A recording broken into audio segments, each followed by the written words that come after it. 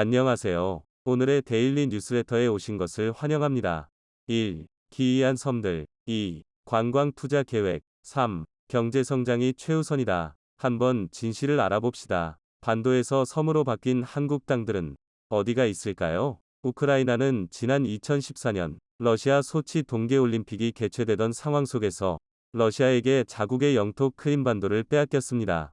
우크라이나 영토 밑에 붙어 있었던 반도였으나 우크라이나군이 쉽게 빼앗지 못하는 이유는 오랜 세월 크림반도와 우크라이나 땀을 연결하는 저지대에 운하와 수로가 만들어지면서 사실상의 반도 땀이 아닌 섬처럼 분리되어 러시아가 확보했던 영토를 지킬 수 있었던 지정학적인 안정성의 배경이 있었고, 이로 인해 우크라이나는 반도이지만 사실상 섬과 같은 크림반도 땀을 되찾는 일이 매우 어려웠던 것이 현실입니다. 이외에도 중국의 산둥반도도 몽골 원나라 시기 산툰반도의 저지대를 연결하는 자오저우만과 라이저우만을 연결하는 거대 운하를 팠는데 오늘날까지도 수계를 살펴보면 산둥반도는 사실 반도라기보단 엄밀하게 따져보면 마치 섬처럼 분할이 돼 있는 상황입니다. 이 때문에 칭따오, 웨이하이 엔타이 같은 산툰반도의 도시 원주민들 중 다수는 동이족으로서의 독특한 세시풍속을 잘 지켜오고 있어 한반도의 주민들과 일부 비슷한 세시풍속, 그리고 언어적 특색, 민족적 특색을 보여주기도 합니다. 그렇다면 한국에서는 반도 지형이었다가 섬으로 바뀌어버린 지형들은 어느 곳들이 있을까요? 첫 번째, 안면도. 조선 인조시대에 건설된 운하가 있습니다. 원래 안면도는 하나의 반도 지형이었습니다.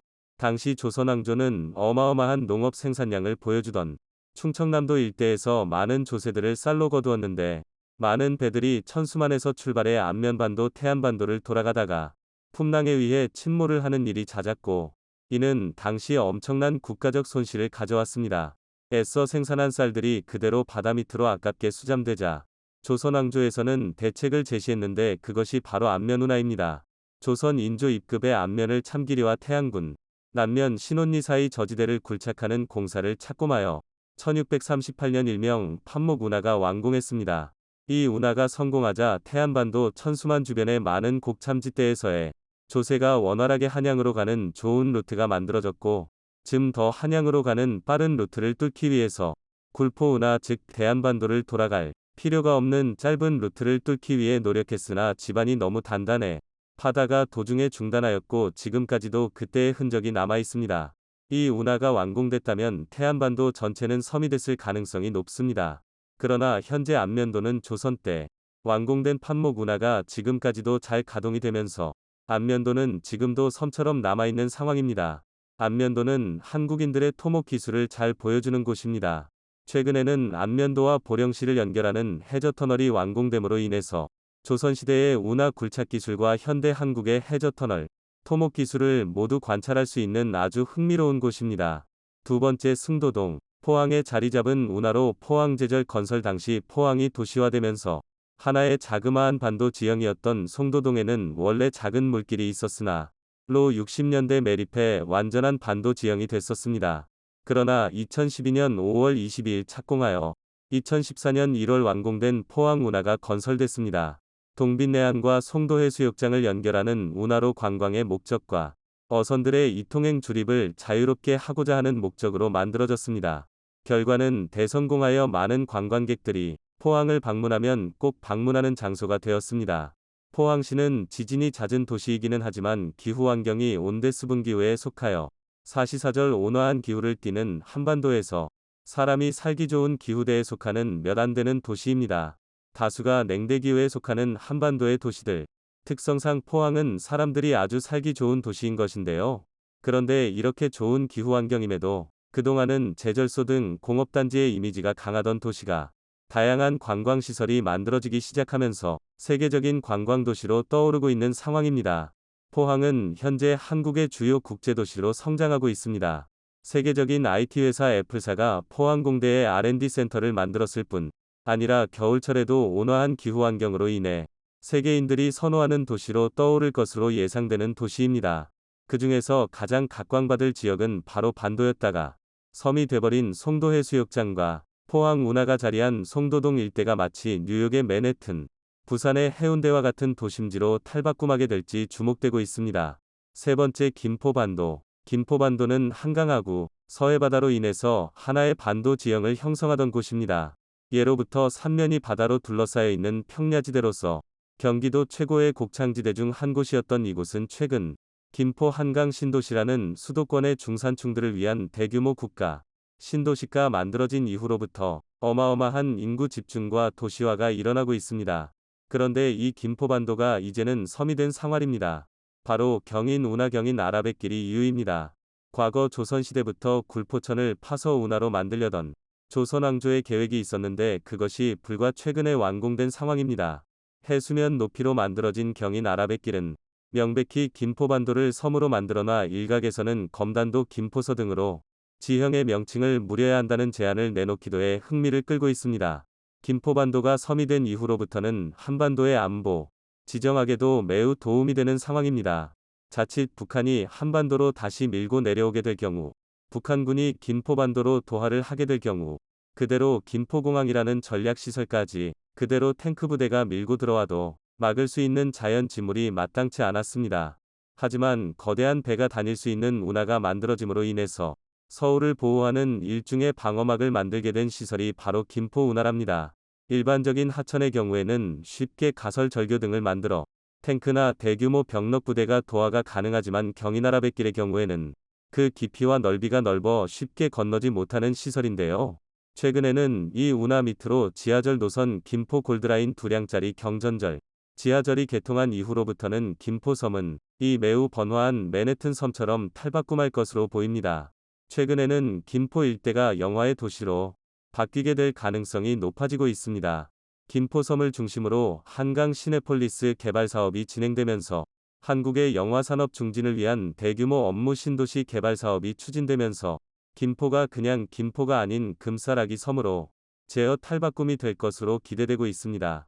네 번째 난지도. 난지도는 반도 지형이라기보다는 과거 섬이었다가 육지로 바뀐 이후로부터는 그냥 쓰레기 매립장이 돼버린 상황입니다. 난지도는 매우 아름다운 여의도처럼 큰 섬이었는데요. 여의도가 한강의 여의주와 같은 금융중심지로 된 반면 난지도는 육지에 붙은 이후로는 단순 쓰레기 매립장이 되었는데 최근에 다시 난지도가 섬으로 바뀌게 될 가능성이 있습니다. 바로 난지천 복원사업입니다. 난지천은 마치 여의도의 색강처럼 한강을 반대로 해서 난지도를 휘감아도는 하천입니다. 난지천이 한강의 높이만큼 복원이 이뤄지게 된다면 현재 거대한 산처럼 변해진 난지도가 진짜 과거 조선시대처럼 섬으로 바뀌어 전 국민들의 레크리에이션 장소로 재탈바꿈할 가능성이 높습니다. 게다가 최근에 서울시에서는 난지도 꼭대기에 거대한 원형 세계 최대 규모 원형링 서울링 랜드마크 개발 사업을 발표한 이후로부터는 세계적인 주목을 받는 지역이 되고 있습니다. 세계적으로 거대 대도시권에 자리한 섬들은 금싸라기 땅으로 바뀌는 경향이 있습니다. 대표적으로 미국 뉴욕의 맨해튼 섬이 있습니다. 허드슨강과 이스트강이 휘감아도는 맨해튼 섬은 척박한 인디언들의 섬들이었다가 단돈 24달러에 인디언들이 매각한 이후로부터 엄청난 성장을 거듭해 세계에서 가장 값비싼 땅이 됐는데요. 다섯 번째 잠실도. 잠실은 원래 섬이자 강북에 붙은 반도와 같은 지형이었다는 것을 아시는 분들은 많지 않습니다.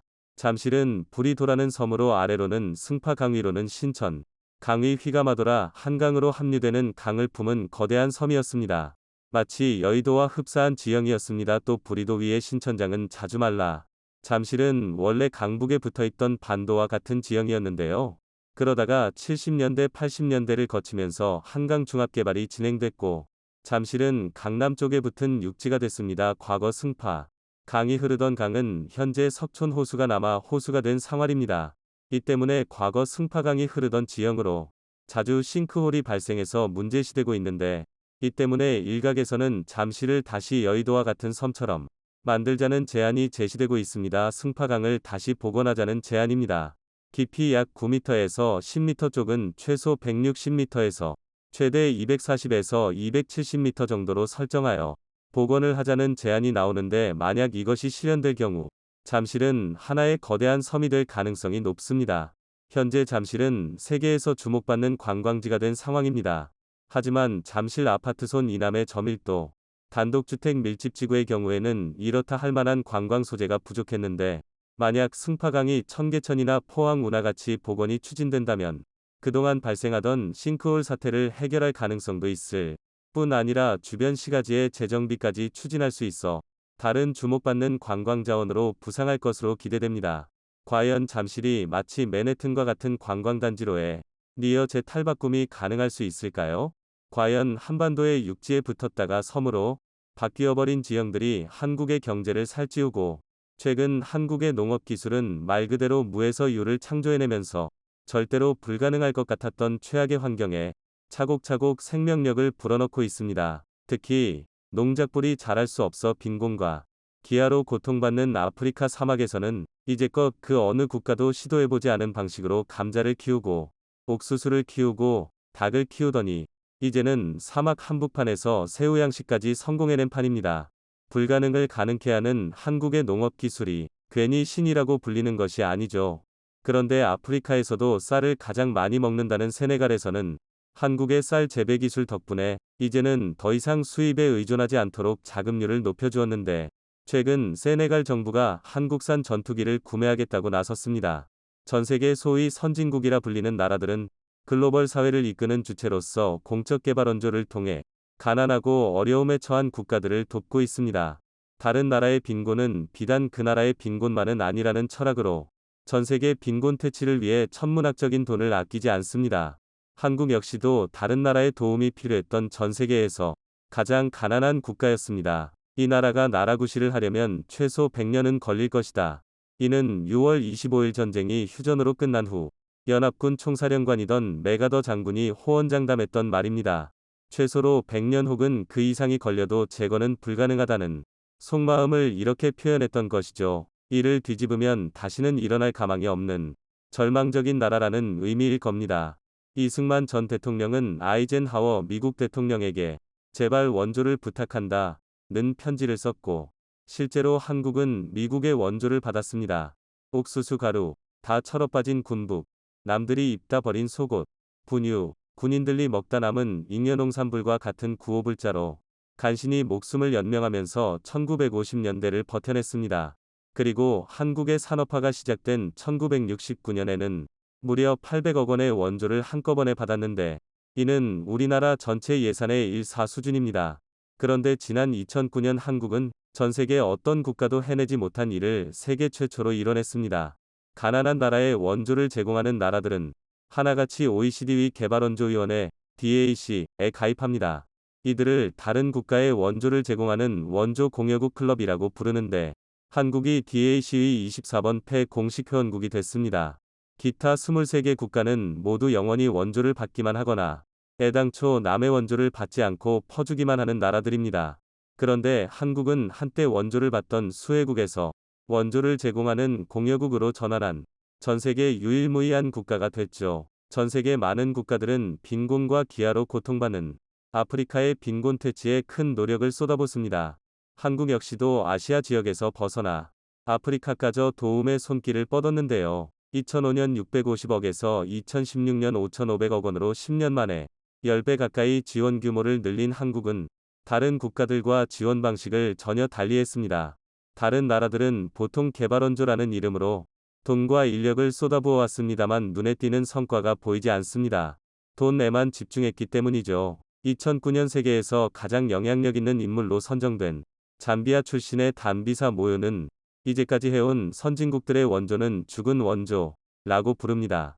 단순히 돈을 투입하기만 하면 원조라고 생각하지만 그 돈의 대부분은 부패한 권력자의 금고로 직행합니다. 그 돈으로 다시 권력을 장악하고 또다시 원조금을 가로채는 등 약순환의 연속일 수밖에 없었죠. 사자성어 중 교자채신, 슈자탐신이라는 말이 있습니다. 물고기를 주기보다는 물고기 잡는 방법을 가르쳐주라 는 의미인데 한국이 아프리카에 공유하는 방식이 꼭 이를 닮았습니다. 그리고 이러한 성과가 가장 잘 드러나는 곳이 바로 세네갈이라는 국가입니다. 대서양 연안의 세네갈은 서아프리카 국가 중에서도 가장 많은 쌀을 소비하는 국가입니다. 그래서 세네갈의 국화가 벼일 만큼 쌀에 대한 애정과 갈망이 컸습니다민. 최근 몇 년 전까지만 하더라도 세네갈은 심각한 식량 부족에 시달렸었죠. 전체 가구 중 18.8%가 식량 부족을 겪었습니다. 쌀이 주식임에도 자급률이 낮아 소비량의 절반 이상을 수입에 의존해왔으나 수입도 돈이 있어야 할 수 있으니까요. 여기에 쌀, 즉 벼는 수확할 때까지 거의 물속에서 자라다시피 할 만큼 항상 논에 물을 머금고 있어야 하지만 사막이 대부분인 아프리카에서 이런 환경은 기대할 수 없습니다. 모든 것이 말라버리는 모래사막은 세네갈 정부와 국민들로 하여금 가를 더욱 갈구하게 만들었고 식량 문제 해결이 최우선 국정과제로 자리잡으면서 급기야 한국에게 도움의 손길을 요청했습니다. 이 요청을 계기로 한국의 농촌진흥청이 KAFACI를 통해 아프리카 벼 개발 파트너십에 참여하게 된 것입니다. 2010년 한국은 아프리카 19개국과 함께 한 아프리카 농식품 기술협력회의체 KAFACI를 출범했는데요. 아프리카의 농업 현안을 공유하고 농업 기술을 이전함으로써 아프리카의 농업 생산성과 농가 소득을 높이는 것에 그 목적이 있습니다. 이 사업에 참여한 국가는 가나, 가봉, 나이지리아, 세네갈, 에티오피아, 잠비아, 카메룬, 케냐, 탄자니아를 포함한 19개국입니다. 이들 모두가 식량 부족으로 큰 어려움을 겪고 있어 농촌진흥청은 이들에게 쌀을 줄 것이 아니라 현지에 적합한 쌀을 직접 재배해 자급률을 높이는 것에 방점을 찍는 아프리카 벼 개발 파트너십 사업을 2016년부터 10년간 시행해 아프리카에 적합한 벼 품종을 개발하는 프로젝트를 시작했죠. 가장 먼저 성과를 낸 국가가 세네갈인데요. 세네갈 정부의 요청에 따라 적합한 품종 개발에 돌입한 농진청은 결국 2017년 세네갈 기후와 토양에 적합한 이슬이라는 쌀 품종을 개발해냈습니다. 이슬이 품종은 한국의 식량 문제를 단기간에 해결해 주었던 허문회 박사가 개발한 통일벼를 활용해 개발한 선품종입니다. 1960년대 가난한 한국을 먹여 살리기 위해 필리핀 소재 국제미장연구소 IRRI에 근무하던 허문회 박사는 IR667이라는 품종을 개발해 1972년부터 국내에서 통일벼라는 이름으로 보급됐습니다. 1977년 마침내 쌀자급자족을 이루게 한 신화적인 품종이죠. 그러나 생산성은 좋지만 밥맛이 조금 부족한 관계로 1992년 이후로 자취를 감췄지만 아프리카에서는 한국과 같은 절차를 밟고 있습니다. 일단 수확량이 좋은 통일벼 계통의 밀양 23호와 태백을 현지 토착종과 교배시켜 1년에 2-3기작을 가능하게 했고 수확량은 1헥타르당 약 10톤에 이릅니다. 그래서 세네갈 논을 장악했던 사펠 품종을 대체하고 있는데 사헬보다 밥맛이 좋고 수확량도 3배가량 많아 지금은 거의 대부분 이슬이 품종을 재배 중입니다. 2018년부터 세네갈의 농업연구청이 보금을 시작한 후 재배 면적이 500헥타르에 불과했다가 2021년에는 무려 2만 헥타르로 폭발적으로 성장하고 있습니다. 그런데 농진청이 의도했던 것처럼 농가 소득에서 엄청난 기여를 하고 있는데요. 세네갈 현지에서 쌀을 판매하는 리페드, REFED라는 단체에 따르면 이슬이 쌀은 kg당 800원에 판매되는 반면 사헬은 약 700원에 판매되고 있습니다. 1kg에 100원 차이라면 3배 이상의 수확량을 자랑하는 이슬이를 재배함인 농가 소득이 단순 계산해도 3배로 증가하기 때문에 세네갈 정부에서도 세네갈 농부들에게도 세네갈 국민들에게도 모두 이익이 되는 가장 이상적인 프로젝트입니다. 현재 세네갈 이외에도 아프리카 19개 국가에서 현재까지 개발된 쌀 품종만 55개에 이른다고 합니다. 말라위에서 2개, 말리에서 1개가 품종 등록을 완료했고 우간다, 케냐, 가나 등에서 8개 품종에 대한 등록 절차가 진행 중이고 9개 국가에서 37개의 품종이 현지 적응 평가를 거치고 있는데요. 아프리카 역시도 도시화와 인구 증가를 피할 수 없는 만큼 농가는 줄지만 쌀 소비량은 느는 추세를 피할 수 없습니다만 전체 아프리카의 쌀 생산량만으로 늘어난 소비량을 감당할 수 없습니다. 그래서 전체 아프리카의 쌀 소비량 90%가 수입에 의존하고 있는데 한국 덕분에 아프리카는 희망을 보았습니다. 그런데 세네갈의 쌀 농사 기술을 보급했을 뿐인데 세네갈 정부가 전혀 의외의 방법으로 한국에게 보은하고 있습니다. 지난 2021년 3월 세네갈 정부가 한국의 경공격기 FA50을 구매하겠다고 나선 것이죠. 물론 아직까지 협상 단계에 있고 완전한 구매로 이어진 것은 아니지만 그동안 세네갈은 한국산 항공기에 상당한 만족을 표했습니다. 한국이 세네갈의 벼 종자 보금에 대한 논의가 시작됐던 2016년 세네갈은 한국에게 KT-1 기본줄련기 4대를 발주했습니다. 그동안 아프리카에 국산 무기를 수출한 적은 있었으나 항공기 수출은 세네갈이 처음이었죠. 카원S로 멍멍댄 이 훈련기는 국내 기술로 개발한 KT-1 기본준 넘기의 세네갈 공군의 요구사항을 반영해 만들었습니다. 세네갈을 뜻하는 S와 세네갈군의 상징과도 같은 테란가의 사자 문양으로 도색해 인도했는데 작년 세네갈 국방부가 주관한 대규모 국가 기동훈련에 참여하면서 외부에 공개됐죠. 그리 넉넉지 않은 정부 재원으로 대당 100억 원을 호가하는 장공기를 구매했다는 것은 큰 의미가 있습니다. 그런데 이 장공기에 상당히 만족했던 것인지 세네갈이 FA-50까지 구매하고 싶다고 나선 것입니다. 구체적인 구매 대수와 가격이 공개되지 않았으나 만약 경공격기를 구매한다면 이 기종이 될 가능성이 가장 높습니다. 이러한 의사를 전한 것은 그동안 카원S를 운용한 경험과 필리핀이 공군을 재건하는 과정에서 FA-50이 미친 영향을 참고했을 것으로 보입니다. 필리핀 역시 FA-50을 운용하기 전까지 초음속 전투기가 전부 퇴역해 공중방어가 거의 불가능한 상황이었으나 이 기종 덕분에 공군을 재건해냈습니다. FA-50은 T-50 고등훈련기에서부터 타-50 전술입문기를 거치며 업그레이드 되었기 때문에 이 한 기종으로 훈련기부터 전투기 역할까지 모두 가능합니다. 가격이 대당 500억 원 규모로 비싸 보이지만 조종사 양성이나 공군 운용 측면에서는 경쟁 기종에 비해 훨씬 더 유리하죠. 세네갈이 몇 기를 구매할지 알려진 바 없고 실제로 구매할지도 알려진 바는 없지만 한국이 세네갈의 식량 문제를 일거에 해결해 준 만큼 긍정적인 결과를 기대해도 좋을 듯합니다. 1970년대 한국은 가을에 수확한 곡물을 겨울에 전부 먹어치우면 풀뿌리와 나무 껍질로 연명하는 보릿고개를 겪었습니다. 그러다 비닐하우스를 개발해 1년 내내 신선한 채소를 생산하는 백색혁명을 이뤄내 겨울에도 배부르게 먹을 수 있게 됐습니다. 현재 아프리카 국가들은 빈곤과 기아에 시달리고 있습니다. 그래서 한국은 이들에게 차과를 제공하거나 쌀을 제공하는 것이 아니라 이들이 자신들의 토양에서 직접 쌀을 재배할 수 있는 기술을 제공했습니다. 그리고 평생을 굶주림에 시달리던 아프리카에 희망을 보여주었죠. 이런 것이 진정한 한류가 아닐까요? 미국의 반도체 지원법이 통과되면서 미국 기업 및 해외 기업들이 속속 미국 내 투자를 약속하자 반도체에 대한 모든 것을 움켜쥔 듯이 고무되어 떠들고 있지만 그것은 거대한 착각에 지나지 않는다고 뉴욕타임스, NYT는 일축했습니다. 뉴욕타임스, NYT는 돈만 쏟아붓는다고 해서 원하는 일이 성사되지 않는다고 하면서 반도체 지원법이 겉으로 보기에는 대단한 것처럼 보이지만 실제는 미국의 대규모 반도체 옥성 투자 정책에도 불구하고 공급량 해소 외의 근본적인 원인은 해결된 상태가 아니기 때문에 여전히 한계가 있다는 것입니다.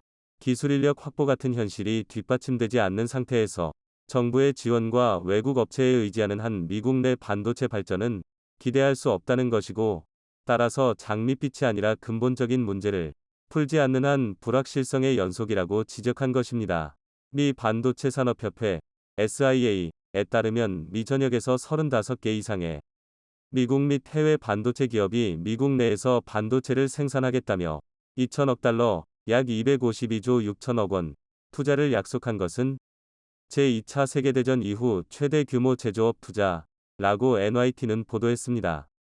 투자 금액은 텍사스, 애리조나, 뉴욕 등 16개 주에서 23개의 신규 칩 공장 준공 및 9개 공장 증설, 업계에 장비 소재를 공급하는 기업들의 투자 등에 투입될 예정이라고 했습니다. 그런데 이 같은 투자건은 대부분 연방과 주정부의 지원금에 우선 무게를 두면서 얼마의 지원금이 나오면 그에 더해 투자하겠다는 것이지 반도체 관련 기업들이 스스로 투자하겠다는 것이 아니라는 것입니다. 또한 기존의 확장 계획이나 관리 비용이 투입되는 것까지도 새롭게 투자하는 것처럼 부풀리고 있다는 지적도 있습니다. 정부에서 반도체 관련해 대규모로 지원하겠다는 정책에 편승하겠다는 그 뒷면을 자세하게 보라는 의미입니다. 최근 칩5 반도체 전쟁을 출간한 미 터프츠대 크리스 밀러 교수는 NYT에 직접적으로 미 정부의 엄청난 투자에도 반도체 자립을 달성하는 데엔 성공하지 못할 것이라고 했습니다. 그 이후로 반도체 공장을 준공하는 데만 수년이 걸리는 데다가 미국 내 공장이 가동되더라도 이들 공장에서 최첨단 반도체가 생산되지 못할 가능성이 크고 미국 내 생산을 뒷받침할 인력도 부족할 가능성이 크다는 분석안을 내놓았습니다. SIA가 미국의 반도체 산업 대규모 투자로 반도체 생산 기업 및 공장에서 27만 7천 명이 반도체 인력 수요를 창출할 것으로 보고 있다고 했지만 NYT는 지나치게 낙관적이라고 지적하면서 반도체 공장은 기술자 및 화학공학과 같은 분야에 숙련된 과학자가 필요한 것이지 아무나 고용해서 생산을 하는 게 아니다고 했습니다. 당장 반도체 업계 전문가들을 대상으로 한 설문조사에 따르면 과학자 및 엔지니어 부족이 가장 어려운 과제 중 하나라고 고충을 토로한 부분을 예로 들었습니다. 따라서 기술 인력 부족으로 인해 미국 반도체 자급자족 노력에 제동이 걸릴 수 있다.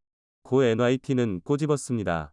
미국이 반도체 지원법에 투자하는 돈이 68조 원이라고 하면서 미 정부의 엄청난 투자라고 하는데 한국의 2개 기업이 투자하는 수백조 원의 비용과는 비교도 안 됩니다. 이런 것이 착각을 불러일으키는 요인입니다. 더구나 미국에서 68조 원을 투입한다고 해도 이는 한국에서 투자하는 10조 원 정도와 비슷할 것이라고 봅니다. 워낙 미국은 비효율적이기 때문입니다. 한국에서 연봉으로 1억 원을 받는다고 하면 대단한 고액이라고. 하지만 북미에서 특히 캐나다보다 미국에서 연봉 8만 불 정도는 웬만한 직장인이 받는 금액입니다. 한국에서 연봉 1억 원을 받을 정도의 고급 인력 정도 되면 미국에서는 수십만을 정도 되고 밀리언 정도의 봉급을 받는 임원들은 숱하게 많습니다. 그렇기 때문에 한국과 미국에서 잡는 예산이나 집행 비용은 크게 다를 수밖에 없습니다. 항상 말씀드리는 것처럼 한국에서 10조 원이 필요하다고 하면 미국은 100조 원을 책정하는 것 같은 이치입니다. 68조 원 결코 큰돈이 아닙니다. 한편 경기 침체로 이어지면서 전자제품의 출하가 급속도로 하강하고 재고가 쌓이자 끄덕겁다고 자만하면서 가격을 올해 상반기에 또 인상하려고 했던 TSMC마저 가격을 동결하고 일부는 가격을 다운시키는 등 생산이 크게 줄어들면서 반도체 겨울이 메모리 반도체에서 파운드리로 옮겨가고 있다는 분석이 나옵니다. 세계적인 인플레이션과 경기 침체 여파로 소비자의 소비 심리가 위축되자 곧바로 스마트폰이나 PC와 같은 디바이스 구매 감소로 이어졌습니다. 디지타임스는 2023년 1분기에는 공장 가동률이 크게 하락할 것이다. 현재 재고가 최고치에 달해 1분기 매출이 전분기 대비 15% 감소하고 이후에도 추가 감소할 수 있다. 고 보도했습니다. TSMC의 상위 10대 고객인 엔비디아, AMD, 미디어텍 등 제품을 판매하지 못한 재고가 쌓이고 있고 주문 취소와 지연 계약 파기가 연이어 발생하고 있다면서 67나노 공정 수요는 절반가량으로 하락하고 5나노 이하 생산 라인 가동틀도 크게 줄어들었다고 밝혔습니다. 따라서 올해 2분기에도 저점 회복은 어려울 것으로 보인다는 것이 시장 전문가들의 예측입니다. TSMC는 수요가 크게 줄며 매출이 줄자 그에 대한 타겟책으로 주요 팹리스들에게 또다시 가격을 인상하고자 했습니다. 지난해 9월 맥누머스, 나인투맥 등 외신은 TSMC가 2021, 2022년에 이어 2023년 파운드리 가격을 또 올리려고 한다는 당시 보도 내용에 따르면 TSMC는 저가격의 애플과 엔비디아의 5~6% 정도 인상된 가격을 적용하고자 시도했지만 애플은 삼성전자의 가격을 들어 즉각 반발하면서 TSMC는 결국 가격을 올리지 못했습니다. 그런 TSMC 대응에 비해 삼성전자는 당분간 파운드리 가격을 조정할 계획이 없다고 밝혔습니다. 강문수 삼성전자 파운드리 사업부 부사장은 지난달 28일 실적 발표 컨퍼런스콜에서 삼성 파운드리는 견조한 수요가 지속하고 있다고 하면서 향후 증장기 시장, 글로벌 거래 수요 등을 다각적으로 분석해 대응하겠다라고 했습니다. 그런 반도체 업계의 현황이나 반도체 매출의 급감에도 불구하고 삼성전자는 생산을 줄이거나 구조 조정도 없이 최첨단 반도체 생산 기술인 3나노미터 공정 안정화에 속도를 내고 있는 모습입니다. 희 EUV, 극자외선, 노광 장비의 수요를 비약적으로 높일 열쇠 중 하나로 언급되는 핵심 장비 펠리클이 올해부터 삼성전자 최신 공정의 테스트로 적용되면서 TSMC와의 경쟁 구도에서 우위를 차지할 수 있을 것이라는 전망이 나옵니다. 29일 반도체 업계에 따르면 그동안 투과율 90%를 뛰어넘어 경이적인 94%를 목표로 연구개발에 투자해온 SNS텍은 현재 목표치에 거의 근접한 상황으로 올해 상반기부터 삼성전자의 요구 사양을 맞출 수 있다는 것이 거의 확실시되고 있는 것으로 알려지고 있습니다. 회사 내부 사정에 밝은 관계자는 펠리를 양산을 위한 공장 설립이 거의 마무리 단계이며 장비 발주가 시작된 것으로 알고 있다. 고 했습니다. SNS텍은 삼성전자가 투자한 소부장 협력사 중 가장 많은 자금을 유치한 기업으로 2019년부터 EUV 시대 전환에 맞춰 EUV용 블랭크 마스크와 펠리클 개발을 진행해 왔습니다. 펠리클이란 반도체 회로가 새겨넣은 유리기판 즉 포토마스크에 초미세한 먼지가 붙지 않도록 보호하는 얇은 필름을 지칭합니다. 호흡을 하면서도 미세먼지나 해로운 물질을 흡입하지 않기 위해 마스크를 쓰는 것과 비슷한 원리입니다. EUV 공정에서 펠리클의 유무 차이는 상당히 큽니다. 반도체 업계 관계자는 EUV 노광 공정은 매우 섬세한 과정인데 특히 회로가 그려지는 포토마스크의 오염이 수울 저하의 큰 원인이 된다. 고 했습니다. 특히 반도체 회로가 그려지는 포토마스크의 가격이 개당 수억 원을 넘나들기 때문에 투과율이 높은 펠리클을 사용한다면 수울 자체를 끌어 올릴 수 있기 때문에 전체적인 생산 비용을 줄일 수 있게 된다. 고 설명했습니다. 즉 EUV 장비는 미세한 파장의 빛이 거울에 반사하는 원리로 회로를 그리기 때문에 빛을 일정한 수준으로 유지하는 것이 중요한데 이 과정에서 가장 중요한 것이 바로 펠리클의 투과율이라는 것입니다. 삼성전자는 이런 광원 손실을 최소화하기 위해서 80%가 아닌 펠리클 투과율의 한계를 깬 90% 이상을 주문해온 것으로 알려져 있습니다. 반도체 업계 한 관계자는 현재 투과율 90% 이상의 펠리클은 아직 어떤 반도체 기업도 도입하지 못하고 있다고 했습니다. TSMC도 낮은 생산성을 감수하면서 어쩔 수 없이 80%대의 투과율을 가진 펠리클을 사용하고 있다며 삼성전자의 협력사가 투과율 90% 이상의 펠리클을 적용할 거무 TSMC와의 경쟁에서 더욱 유리한 고지를 점할 수 있을 것이라고 전망하고 있습니다. 자, 오늘도 좋은 하루 보내시기 바랍니다. 감사합니다.